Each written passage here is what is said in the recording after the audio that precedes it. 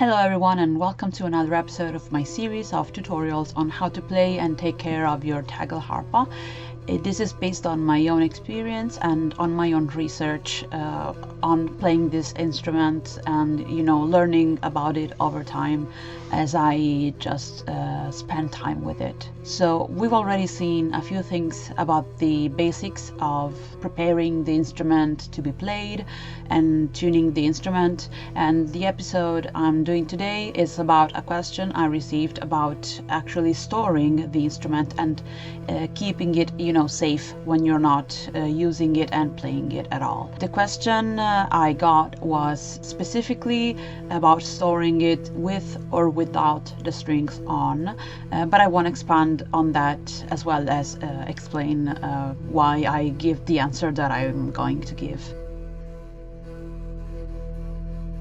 Of course, my answer is that you should, at least this is my personal answer.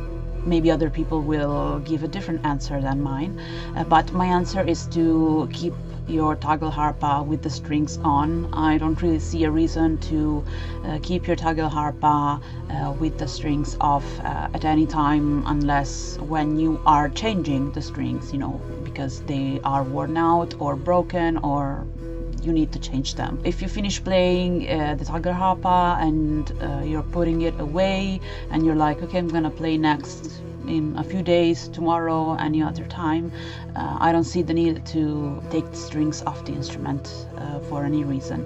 This is for a few reasons.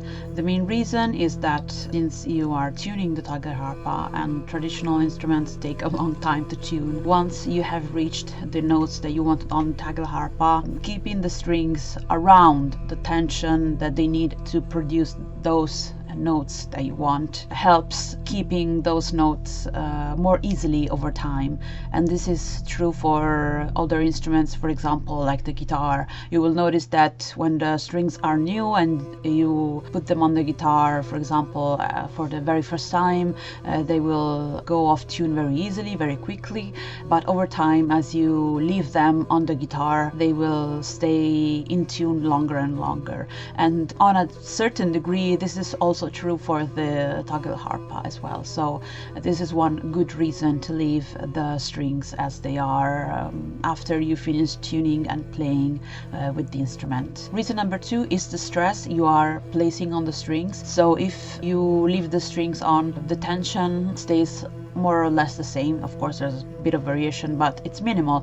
But if you go and take them off the instrument, you store them separately and then you place them back, you place a certain amount of stress on the strings that first are being tensed to reach this length and this tuning, then they are getting relaxed again because you are making them loose when you take them off the instrument, and then you are tensing them all over again from zero to bring them back to this state of being on the instrument. So it's just an extra effort. And reason number three, of course, this extra effort takes time. So we're already spending time tuning them, and we know traditional instruments, I'll be saying this very often, they take way longer to tune properly than modern instruments. If we're also taking, every time we play them, the time to do this mounting and unmounting of the strings as well, it's once again more time that we need to take into account for our playing session, recording session, practice session, anything that we're doing with the Talharpa. So this is another reason why I would just recommend to leave the instrument as it is. Now that we've seen how to keep the strings on the instrument when we're not playing it, how do we actually store the entire instrument? I would say the same thing that is said about most things ever: store in a cool and dry place. Of course, humidity is an enemy for both wood, the main element of the entire instrument, but also of the strings as well. Humidity can affect the tension on the strings and generally the sound of the entire instrument. So find a spot in your house or in your room, in your studio, that is not as humid as the rest of the house.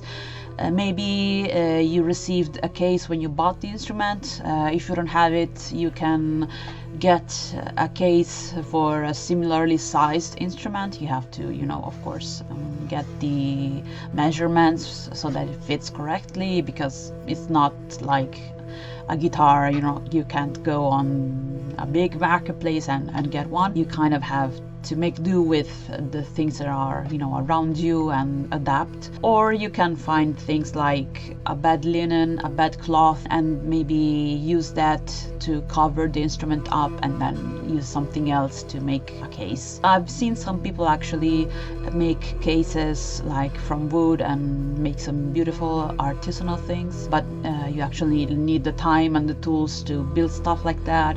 So these are maybe for me the simplest options if you don't already have one and you want to make one. I can also say, however, that I haven't really been covering this up with any particular cases or tools or fabrics, and it's been working well because I know that, well, we've been having a pretty hot summer here, so it didn't exactly face any particularly humid cold, so I would maybe reconsider now that it's winter. But for now, I know the climate was for once to my advantage. But these are my suggestions, and if you have other ideas or other ways that you have been storing your Tagelharpa, let me know in the comments. It will be very interesting also for me to discover more ways that we can keep these very beautiful things safe and make them work the best once we need to use them. And of course, if you have any other topics about the Tagelharpa you want me to talk about, or any questions you might have, always feel free to ask. They are always nice ideas for me to talk about. As you can see from this one questions that I had, we found some nice things to talk about. So we'll see each other in the next video. Bye bye.